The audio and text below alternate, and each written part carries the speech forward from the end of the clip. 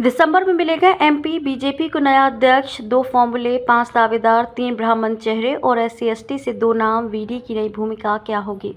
Madhya Pradesh BJP के नया मुखिया कौन होगा, ये दिसंबर में तय हो जाएगा। प्रदेश की 2 विधानसभा सीटों बुधनी और विजयपुर में उपचुनाव हो रहा है। इसके नतीजे 23 नवंबर को आएंगे। इसके बाद बीजेपी संगठन की चुनाव प्रक्रिया शुरू हो जाएगी। हर बार की तरह ही पार्टी की कोशिश अध्यक्ष का चुनाव निर्विरोध कराने का है। सूत्रों के मुताबिक नए अध्यक्ष का चुनाव जाति, क्षत्रिय और वोट बैंक को साधने के 3 क्राइटेरिया को ध्यान में रखकर किया जाएगा। केंद्रीय नेतृत्व कोई चौंकाने वाला नाम सामने लाए, इस बात की भी संभावना है। 2 फॉर्मूले हैं, जातिगत समीकरण, क्षेत्रीय संतुलन। पार्टी के इस क्राइटेरिया में कुल 5 नाम हैं। इनमें से कौन अध्यक्ष पद के लिए फिट बैठ रहा है? बीजेपी यदि जाति समीकरण का फॉर्मूला अप्लाई करती है तो प्रदेश अध्यक्ष का चेहरा सामान्य वर्ग से हो सकता है। केंद्रीय कैबिनेट में SC/ST चेहरे के तौर पर सावित्री ठाकुर, दुर्गादास उइके और वीरेंद्र खटीक शामिल हैं। प्रदेश में मुख्यमंत्री के तौर पर OBC चेहरा है। विधानसभा अध्यक्ष की कुर्सी क्षत्रिय समुदाय से आने वाले नरेंद्र सिंह तोमर को सौंपी गई है। ऐसे में पार्टी सूत्रों का कहना है कि अध्यक्ष पद पर ब्राह्मण नेताओं को फिर मौका मिल सकता है। यदि ऐसा होता है तो 2 नेता इस क्राइटेरिया में फिट बैठते हैं। इनमें से एक है वरिष्ठ विधायक रामेश्वर शर्मा और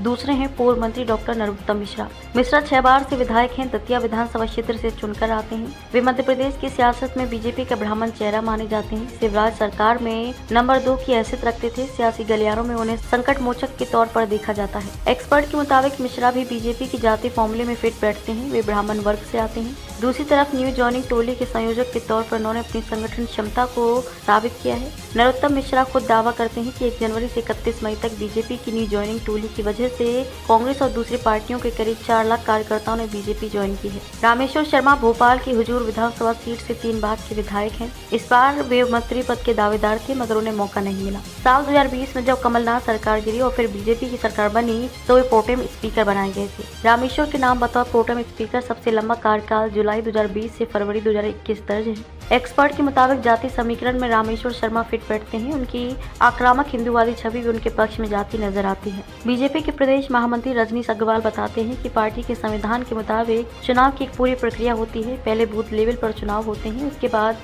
मंडल और जिला स्तर पर प्रतिनिधियों को चुना जाता है। जिला स्तर के बाद प्रदेश परिषद का गठन होता है। इसमें जिला इकाई के प्रतिनिधि, विधायक, सांसद, राज्य से राष्ट्रीय परिषद के सदस्य, पूर्व प्रदेश अध्यक्ष, प्रदेश कार्यकारिणी के सदस्य, क्षेत्रीय समिति के पदाधिकारी, विधायक दल के नेता, मुख्यमंत्री, जिला अध्यक्ष और महामंत्री, नगर पालिका, नगर निगम, ब्लॉक समिति के अध्यक्ष, नॉमिनेटेड मेंबर, मोर्चा और प्रकोष्ठ के अध्यक्ष और संयोजक को सदस्य बनाया जाता है। प्रदेश परिषद में कितने सदस्य होंगे इसका क्राइटेरिया तय है। जो प्रदेश परिषद बनती है उसके सदस्य ही प्रदेश अध्यक्ष ये चुनाव प्रक्रिया में हिस्सा लेते हैं। रजनीश ये भी कहते हैं कि जिसका नाम संगठन तय करता है उसे ही सभी लोग मिलकर चुनते हैं।